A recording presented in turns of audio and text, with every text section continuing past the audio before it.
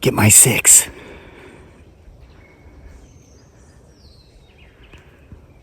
No, really, it's me under here. Get my 6. I'll explain. Bigfoot Sasquatch circumstances have changed, so we're changing our Bigfoot Sasquatch tactics.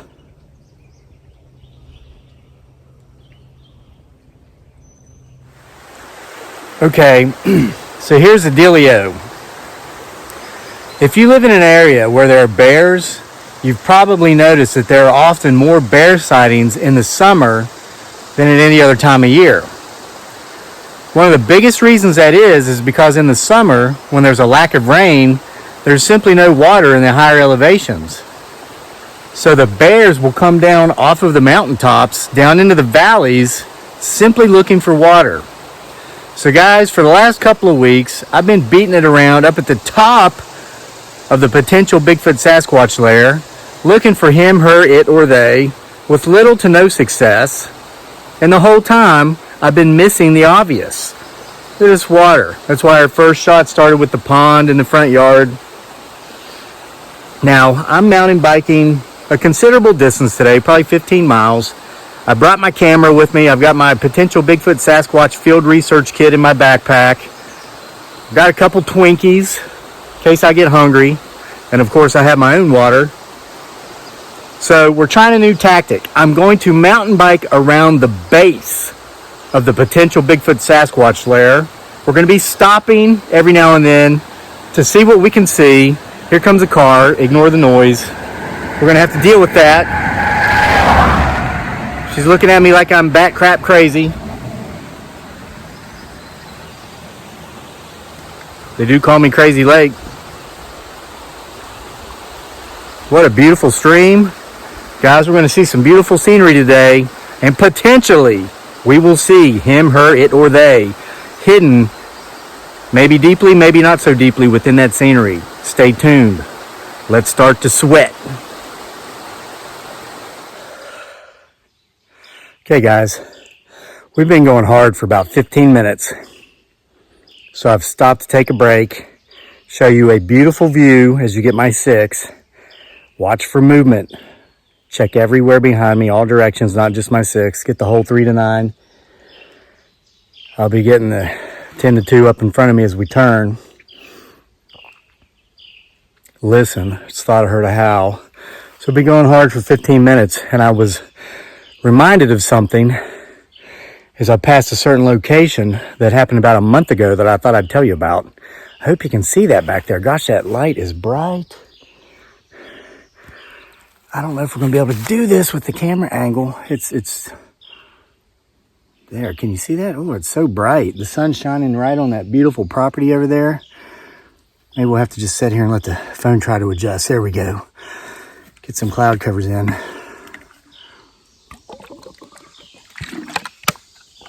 I'll tell you guys, it's like I live in a Thomas Kincaid painting. Well, at Christmas time, I guess.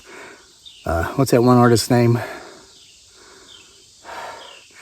I've got the endorphins kicking right now. I'll think of it after I'm finished making the video. But it's like I live in a painting. Where I live, it's so beautiful. So do you remember, if you've been following the saga for some time, maybe 10 months or so ago, it was actually when I discovered the lair of Bigfoot Sasquatch and was told loud and clear we weren't welcome. I was talking about energy in that video and about how, let's say you struggle with negative energy. We're going to be scanning the whole area, guys, the whole surroundings. It's beautiful everywhere here, and we want to make sure if there's anything watching us from any direction, we capture it, okay? I was talking about negative energy. What if someone is possessed with negative energy? And of course, it's not like some demonic spirit comes in. I mean, that's possible, okay? But in most cases, people who carry around a lot of negative energy choose that. It is a choice. Unfortunately, they focus on the bad things that happen in life. Or if anything happens, they look at why it's bad instead of how it could be good. It takes a lot of work, a lot of effort to overcome such a mindset. Well, my question was this: what if one does? What if someone struggles with negative energy for many, many years, and then they do decide to start seeing the good in things, the good in life, completely change their mindset, their persona. What happens to that negative energy? Does it just dissipate? Does it go away? Or does it get left out there in the atmosphere? Well, I'm reminding you of this story because of a place I just passed on my bike. I went by a house and I didn't look at it. I made sure not to look, and here's why. Just thought I heard a scream. Many of you probably came to this channel by way of the story about the annoying neighbor with the crayon. Well, you remember that guy? I went by his house. He lived several miles away from me. It was so crazy. He was harassing us for our first 2 years we lived there, even though he lived 2 miles up the road. So about a month or so ago, and I mean, we have nothing to do with this guy. If we see, we just don't even look in his direction. And it took several years, took a long time. But finally he leaves us alone. The crayon helped. Gosh, I wish maybe I could change my angle where I am so we can see this better in the background. That's so beautiful over there, but I don't know if you're able to see it because it looks like the lights, man, it's so bright back there. So anyway, we were driving by there about a month ago. We rarely go that direction, but there's this one spot we like to hike, and we have to pass his house to get there. So we go past. I happen to look over at the guy's house. And I look back at the road, and I noticed my beautiful bride, Dearly, a.k.a. Giggly Girl, had looked over too, and she looked back. Well, just as I looked at that guy's house, it's like I felt a pain in my upper left shoulder, like something zapped me. I thought, wow, that's crazy. So we go down the road about 20 seconds, and Giggly Girl says, it's so weird. I felt like a pain in my shoulder right here all of a sudden. I said, is it still there? Look at that. Get my 6. Let's watch for movement. And she said, no, it's gone. It just happened, and it lasted only momentarily. I said, mine too. I said, did you get it when you looked over at the former annoying neighbor who was taking care of the crayon's house? She's like, yeah. And I said, me too. And that made me remember that story about energy, and it made me wonder, can some people and places be so nasty and negative that, did we get zapped with that dude's negative energy because the negative energy is so powerful right there in that spot? Guys, I don't know. It's one of those things that's kind of odd. You can't explain. But I wanted to pass that on. But I don't want to cool down too much. I need to get back on the bike. We're going to go hard for about another 15 minutes. Or until we see a place of interest, we can stop and scan around. I'm going to flip the phone around so I can try to give you a better view of this beautiful property. I see grape vineyards, soybeans. God, it's gorgeous. Norman Rockwell. It's like I live inside a Norman Rockwell painting. Look at this and see if you don't agree. Guys, the beautiful Blue Ridge Mountains of Virginia are just absolutely, without doubt, one of the most beautiful places I have ever been in the world. I've been on multiple continents, multiple countries, multiple topographies. The Blue Ridge Mountains of Virginia are just gorgeous.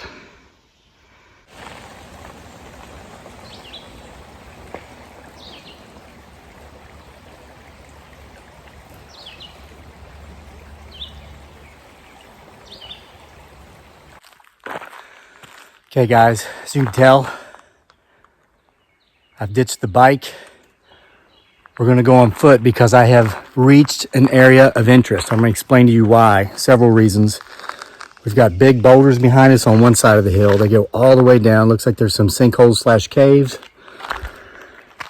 And over here on this side, just through those woods a little ways, not far, is the stream which we've been following since the beginning of this video.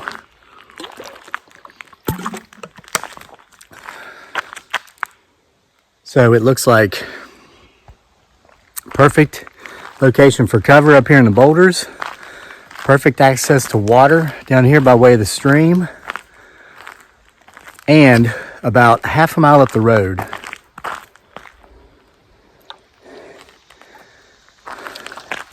is it just me or are you guys seeing large dark objects back there following me?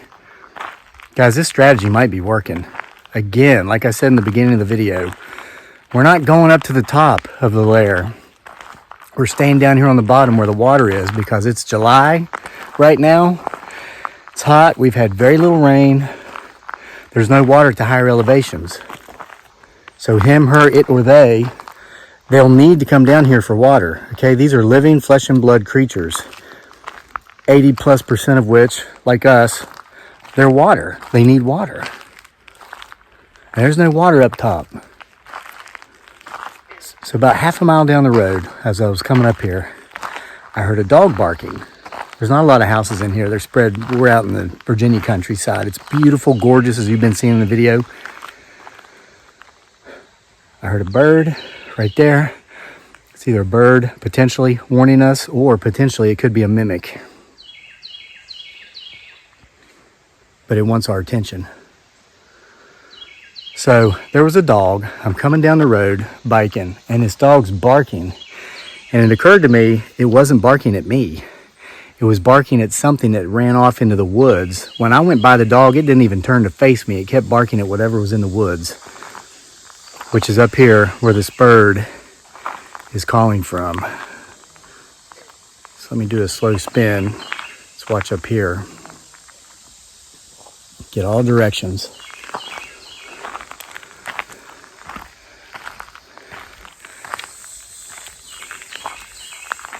You can hear the cicadas. You know, I tell you, I lived in the Philippines for 6 years. I missed hearing that. I remember my first summer back. The first time I heard those, I knew I was home.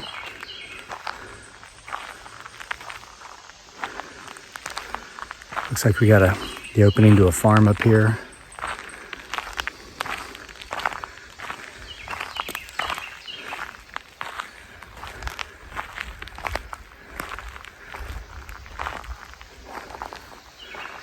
Okay, now the stream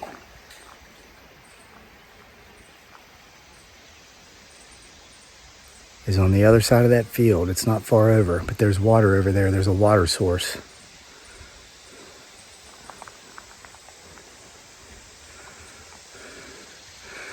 I'm not even going to look back. Something's walking through the stream. I hear something.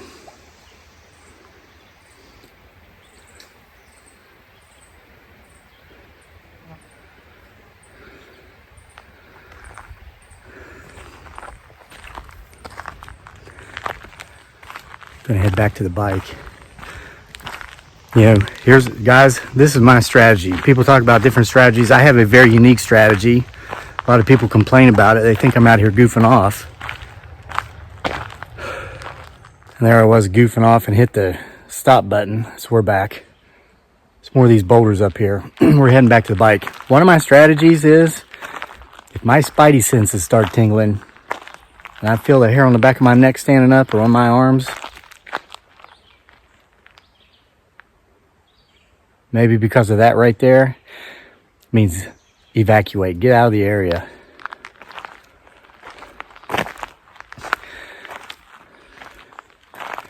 So anyway, by the way, I was talking about people complaining about my strategy. They think I goof off and whatnot. There's something I've been wanting to tell you about Bigfoot Sasquatch Files Volume 2. I was reminded because people complain about, you know, the fact that I actually plug the books I write on my YouTube channel. Crazy, right? Bigfoot Sasquatch Files Volume 1. Almost all those stories were told here on the channel. A couple of them were told in completely different ways because there was language and situations that couldn't be talked about here. After publishing that book, I thought, you know, because guys, really, I was shocked at how many of you guys actually bought that and read it. So we did Volume 2. And I did something different, and I've been meaning to mention this, and so hundreds of you have read that, so many of you, since it's been released just like a week or maybe 10 days ago. So you've noticed this, but for those who haven't, what I've been meaning to mention was that there's only one story in that book that was told here on YouTube, because after I saw the success that Volume 1 had, and I realized you guys were serious, you were sincere, you weren't just trying to look good on social media by claiming to have read, you want to read my books, but actually not reading them. And we still get people doing that. I know, because they're telling me where they quote unquote bought the books from, and they're not even distributed by these outlets they're claiming where they got them. So guys, it's kind of hard to BS a BSer. So anyway,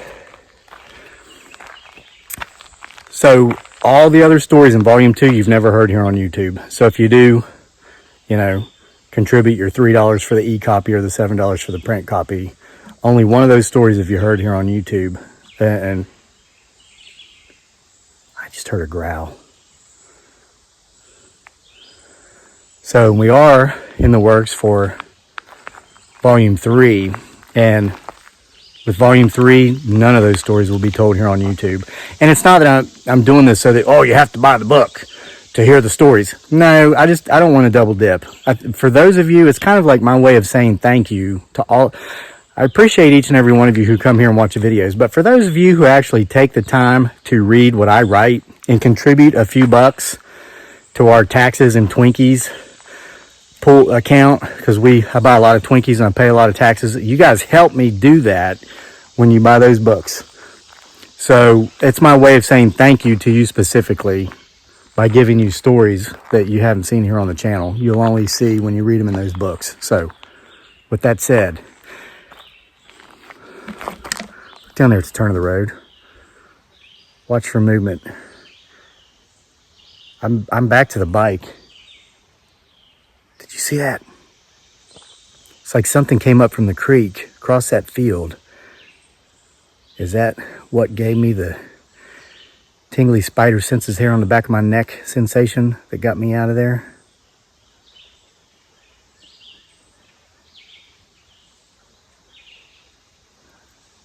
I can't cool down completely. I'm gonna have to get on down the road. Hey guys, so as you can tell, I'm back on the homestead, as evidenced by my beautiful bride, Dearly, aka Giggly Girl, back here in the background. Say hi, Giggly Girl. Hi. What you doing? Watering my gardens. Watering your gardens? Yeah. How many gardens do you have? 2. So you're gonna water them both today? Yeah. Look at that okra. Look at this corn. It's getting really big, and so far the raccoons haven't decimated it. Well, honey, I just got back from biking. I'm gonna walk to do a cool down, huh? Okay. All right, so guys, look at that. She's watering the corn. Isn't that nice? It's almost ripe. I'll see if we can see from this angle. Look at that. Yeah, see the golden silk there? It's beautiful. Getting ready to harvest it. So I ended up completing that loop I was on. I was going to turn around somewhere there close to where I was, where we had that last scene. But after hearing those strange sounds and seeing something that appeared to be large and dark, that seemed to have come up from the creek bed where we heard something walking in the water. You rewind and listen, see if you didn't hear the same thing. Now we're getting movement up here. Wow. Surprise, surprise. Back to my potentially haunted homestead, heading up here to the campground. Get my 6 here. See if you see anything moving in those trees. I'm doing my best to hold the phone steady because total bike time was a little over an hour. So about half of it was dirt roads. So we probably did about 12 miles. It's close to 90 degrees already. It's like 10 a.m. here in Virginia in July. It's hot, it's humid. So forgive me if the phone's shaking a bit. So I didn't want to go back the way I'd come because of whatever was going on down there today. However, I am inspired to go back at a later time and see if we can't get a repeat. Maybe go in there and not be so much focused on the exercise. I get a little carried away. Once the endorphins kick in, I'm like, Bigfoot Sasquatch? What's that even mean? Shouldn't it be one or the other? I start thinking like normal people because I just focus on, want to get, let's go get some cardio. So I might have to drive out there and just walk that area next time so we can spend a little bit more time there. So at any rate, isn't it gorgeous up here? Oh, every summer we're like, oh, it's so beautiful in the summer. Then in the fall, it's so beautiful in the fall. Then in the winter, I don't really like winter, but isn't it beautiful here in the winter? Same thing in the spring. So thanks for being with us here for another episode of the PBS. Got to watch the treetops too. S, the potential Bigfoot Sasquatch show.